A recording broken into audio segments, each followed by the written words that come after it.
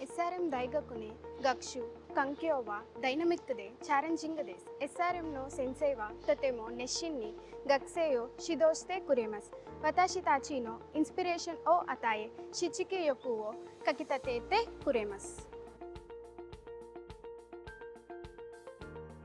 Watashi tachi wa SRM no sotsugyo sei ga Nihon no kaisha no member ni nareru kanosei o kangaete totemo wakku shiteimasu. そうして将来はインドと日本の架け橋になりたいと思っています。どうぞよろしくお願いします。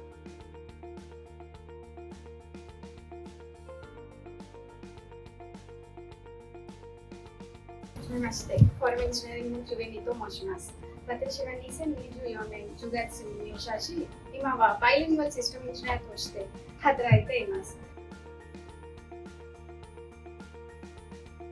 その中でもゼロからシステムを開発した経験は最も大きなチャレンジングであり、とてもやりがいのあるものでした。私は新卒でこの分野は全く新しい世界でした。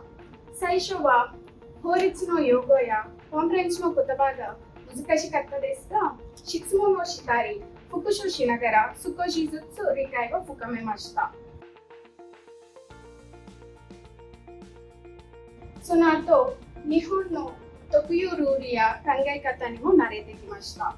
私自身の目標は、このグローバルプロジェクトでプロジェクトマネージャーとして成長することです。企画や調整を担当し、ビジネスとシステムをつなげる人材になりたいです。私は JLPT-N3 に合格し、今は N2 を目指しています。より高い日本語力を身につけ、コミュニケーション力を向上させたいです。